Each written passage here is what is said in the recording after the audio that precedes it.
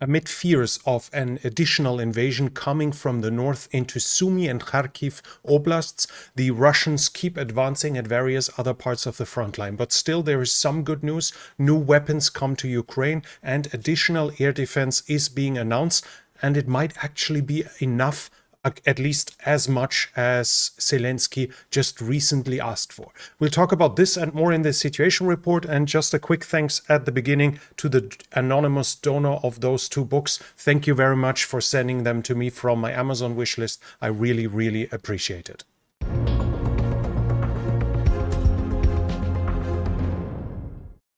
The Ukrainian military intelligence GUR says Russia is having right now 40 Zircon missiles, 400 Onyx anti-ship cruise missiles, 270 Kaliber cruise missiles, and 45 Kh-69 cruise missiles, air-launched cruise missiles on storage. At the same time, their monthly production is 10 Zircon, 10 Onyx, 30 to 40 Kaliber, and 3 Kh-69. This is giving us a rough overview of the Russian missile capabilities. Zelensky, the Ukrainian president, says that Russia has used more than 300 missiles and cruise missiles, almost 300 Shahid, and more than 3,200 glide bombs against Ukraine in April alone.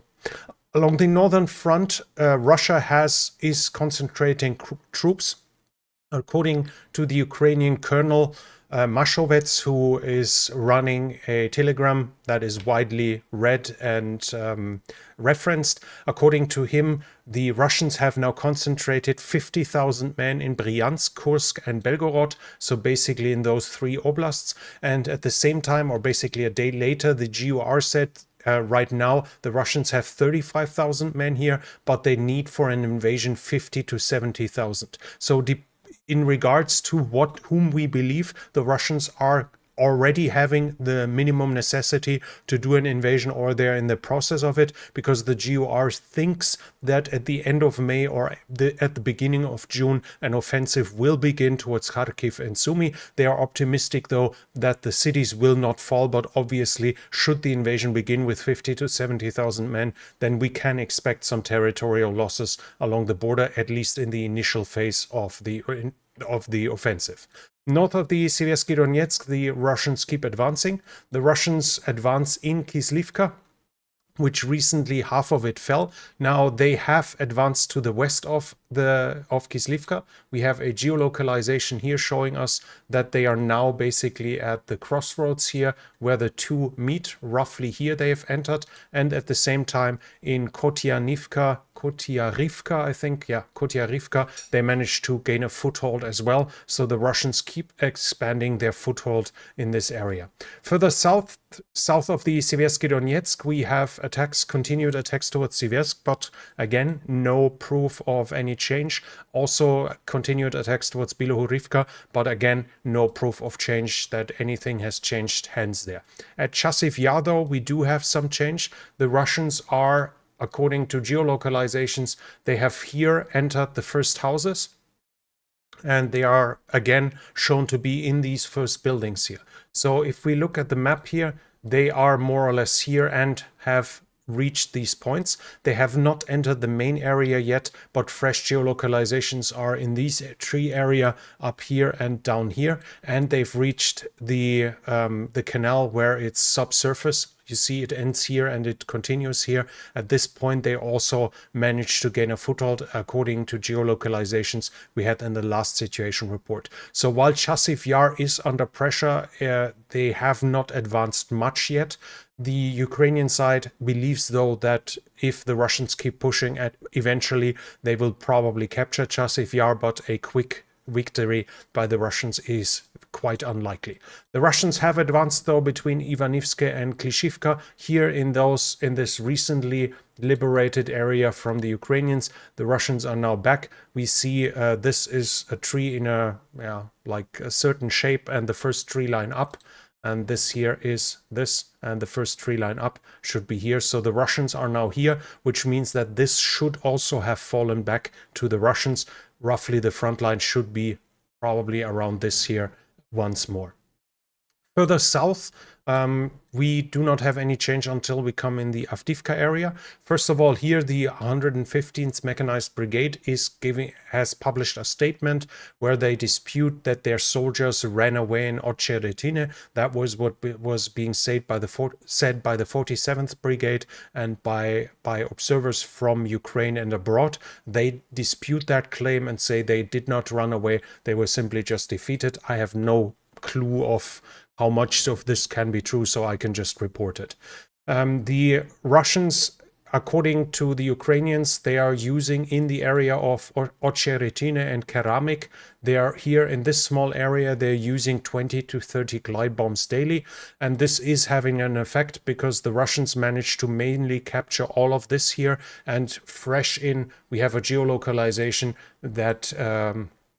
we have a fresh geolocalization that Arkhangelsk basically has fallen as well. As you can see, those are the last buildings in the north. I mean, here is one more, but the Russians raise a Russian flag on here, indicating that Arkhangelsk is probably in Russian hands. Now, while the map still shows this as a gray area, it should not be the case that there are Ukrainian soldiers in here, otherwise they are probably cut off.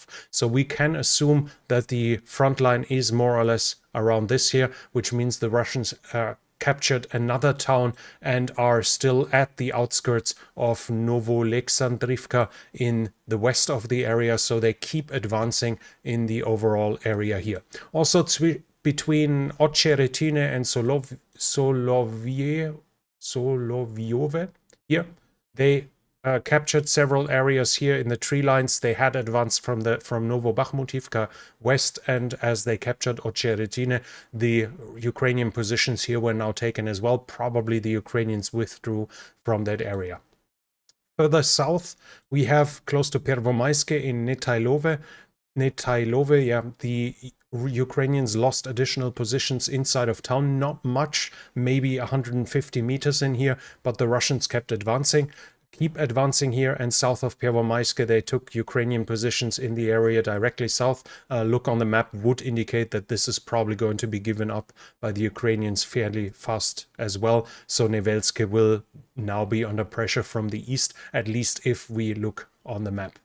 This is also geolocalized. Let me quickly show it to you.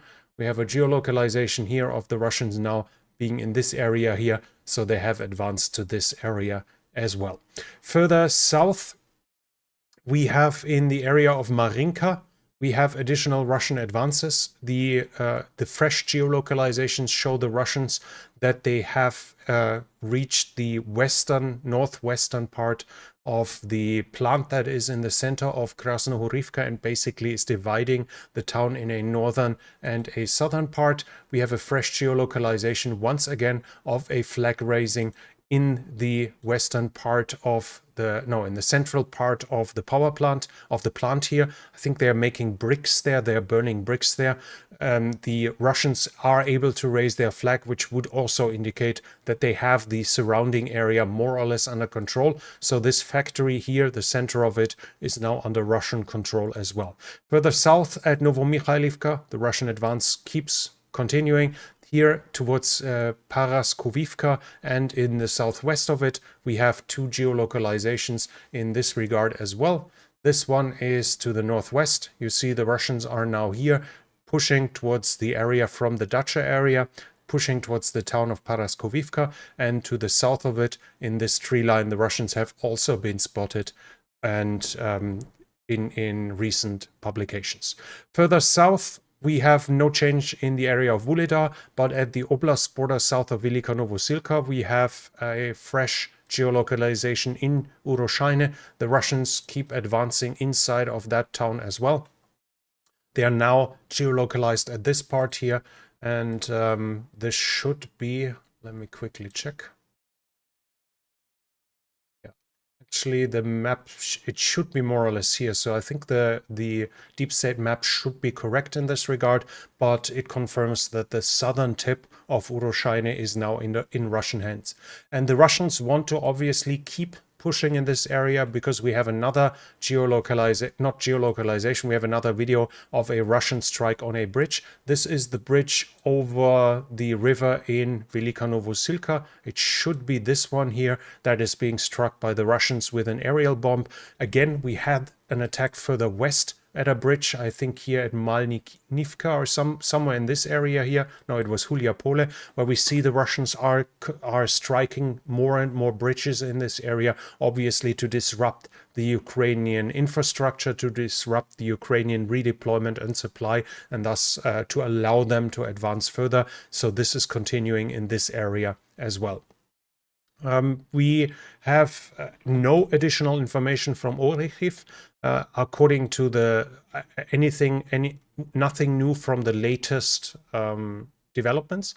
In the last situation report, I showed you that the Russians were, I think, here, roughly here. And so the southern part of Robotine should be in Russian hands as of now, but no change that I can confirm. And from the Dnipro River, no news here as well. No change in territory. The Ukrainians keep reporting Russian attacks on the island here, but no changes. And according to the Ukrainians, they managed to defeat all of those attacks. Generally, when we talk about the overall situation, we have news from the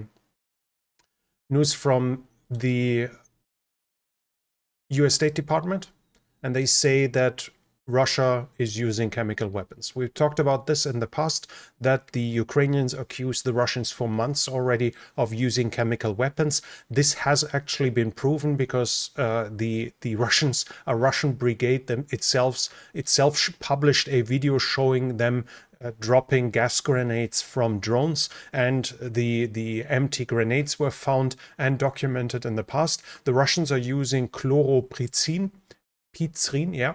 which is a riot control agent. The issue is, though, while this might not necessarily lead to the death, I think it's heavier than air, so you can still suffocate in it. While that's not necessarily a poisonous agent, as a riot control agent, it forces the Ukrainian soldiers to leave their positions, to leave the trenches, and thus allows those positions to be taken. And obviously, it deprives the Ukrainians of their cover and allows the Russians to kill them. So while it's in itself, it's not deadly, it leads to death, and that's one of the reasons while riot control agents like this one are also banned in the Chemical Weapons Convention, which is ratified by Russia. So Russia might refuse it, might say they don't use it, but it's visually proven as of now, and the US government now officially says that they assert that their analysis says the Russians use chemical weapons, which is a war crime.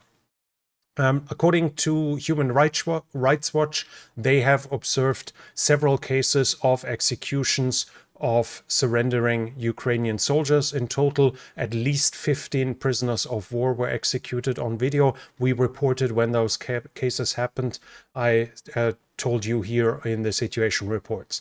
And the Ukrainians are accusing the Russians of flying kamikaze drones over the nuclear reactors of the Zaporizhzhia nuclear power plants. Now, recently, there have small drones with explosives have been found there, and this video is supposedly showing it. I can't really recognize anything on it, and it doesn't prove to me that it's from the Russians, but the GUR, the Ukrainian military intelligence, says as much, and unless you want to believe that the Ukrainians fake this to gain international sympathy, this would basically be the only reasons for the Ukrainians to operate it here, whereas Ukraine says the Russians use it.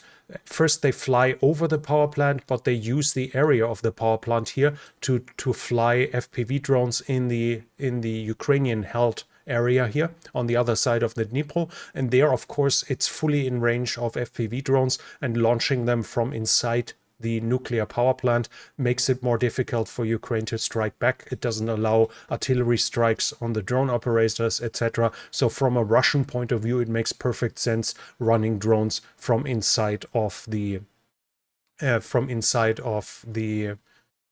power plant.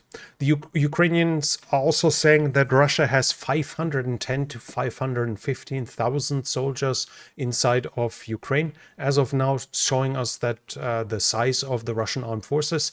And the deputy head of the GOR, Skibitsky, said that today it's a completely different army than Russia came in with 2022. So in some regards, the army has become much, much worse. And he mentions as an example the VDV, which are the air assault troops, and the naval infantry. Once those were elite units, but after them being used up and depleted as regular infantry and having been filled up again with this, having lost in big degree their special equipment. According to the GUR, they are basically regular infantry now, and it will probably take at least a decade until they are capable of doing their original jobs again, as the depletion of their unit has been so substantial and the replacement has not been trained up to the special capabilities they initially had. But he's also admitting that the Russians are now better in other regards. They are better organized. They have a clear plan. They have a solid command structure.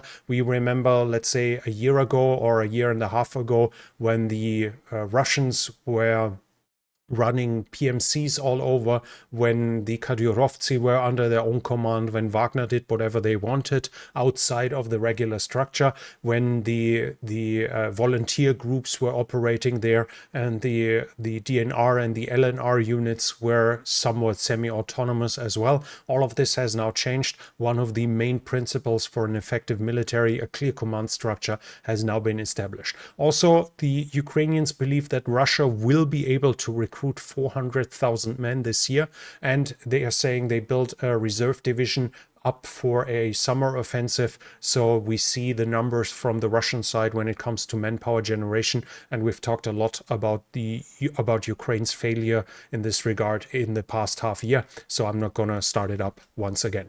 And there's interesting news here. Now, this could be summarized under international aid, but it's going far over this. Now, this is a Reuters report about Britain's Foreign Secretary, David Cameron. And when he was in Ukraine, he said London had no objections to the weapons being used inside of Russia. So according to him, they give permission to the Ukrainians to strike inside of Russian territory, maybe with Storm Shadow, and that would obviously be almost a game changer if Ukraine is actually getting permission to use missiles, cruise missiles that have a range of 300 kilometers or more inside of Russian territory. That's a lot of juicy targets that could be struck there. In political sphere, we have the military governor of Luhansk, and he claims, when you see here, that if the children, if a mother is giving birth in Luhansk and neither of the parents has Russian passport, they threaten not to hand over the child. So according to this, it would say basically, if you are expecting a child and neither the mother nor the father have switched their citizenship towards Russia, they are threatening to take away your child. Now, there's no proof whatsoever of this claim. This can be pure propaganda. I have not found anything that is not referencing him. I cannot say much more than this, but obviously it would be a war crime. And it would be another sign where the Russians will both try to force the Ukrainians to take Russian citizenship, as well as their attempt to extinguish Ukrainian identity in the areas they are controlling.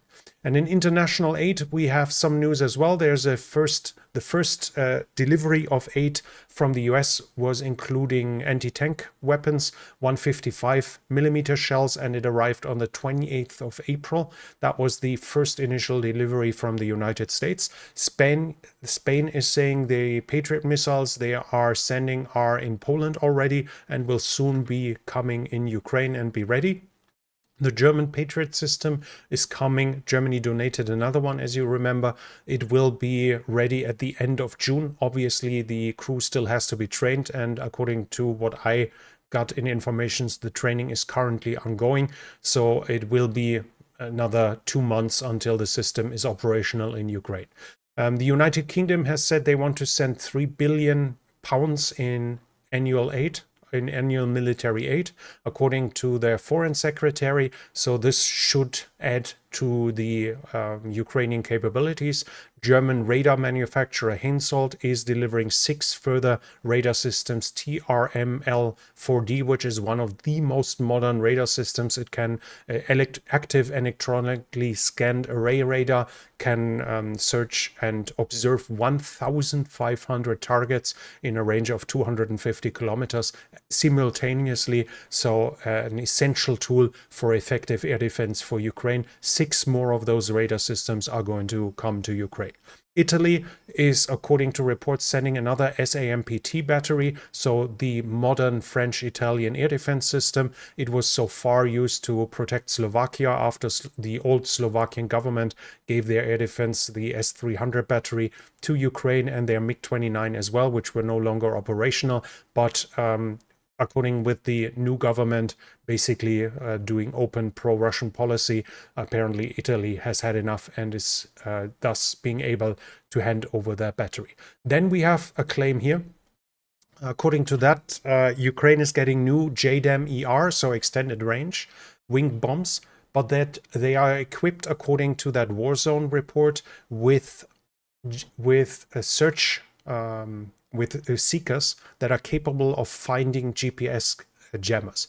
If this is true, it would obviously be a massive boost for Ukraine, as they could take out the GPS jammers that are right now making the ground-launched small diameter bomb and the regular HIMARS ammunition limited, giving it limited usability and limited usefulness, as they are relying upon GPS, which has been effectively jammed by the Russians so far. According to reports, the Ukrainians even basically gave up to use their ground-launched small diameter bomb at all. This seems to be the the operation they are doing against that. And then there's news from Israel. According to that, they are going to decommission their whole Patriot systems. We're talking about 7 batteries, 7 full batteries. And according to the reports, and I searched around, and it's apparently even confirmed by the Israeli military, they are going to decommission them within 2 months, directly after a big attack.